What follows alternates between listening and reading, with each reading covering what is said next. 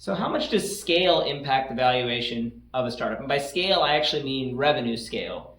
I'll divide into different categories. Basically, you've got your sub 1 million ARR, and then you've got your, let's call it 5 million ARR, and then you've got 10 million plus.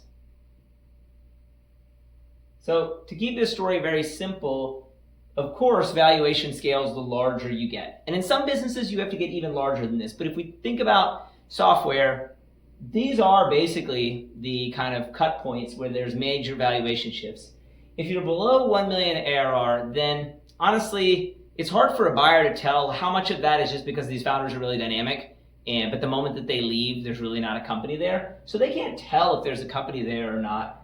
And as a result, your multiples here, if we're thinking about it, from a revenue multiple standpoint, you will see multiples, 1x ARR will not be uncommon, because there's no way for them to tell, like, is this a real company?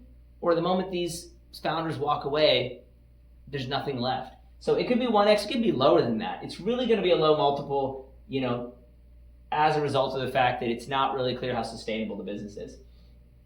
When you get to 5 million, you get to that threshold, that's a nice round number threshold that indicates that, okay, this is a business that actually has some scale to it. And so here's where you're starting to unlock, and you can sometimes unlock this, in between, like a little below 5 million. But as you're getting toward that range, this is where you can get to, you'll see deals, at 5 to 6x. All other factors, other factors being equal, of course.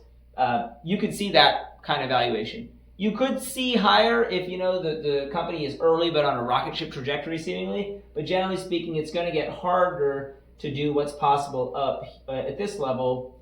This is where you get to the 10x ARR, the kind of premium valuation that folks strive for and that is sometimes achievable.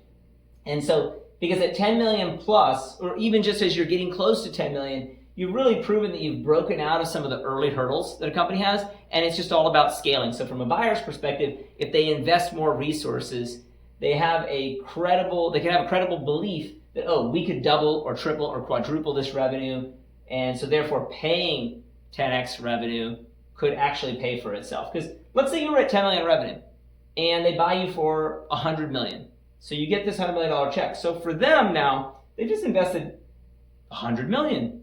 What do they have to do to be able to make that worth it? Well, they've got to turn that 10 million in revenue into a number that is 3, 4, 5 times that size in order to really make that deal pay off and be a big success.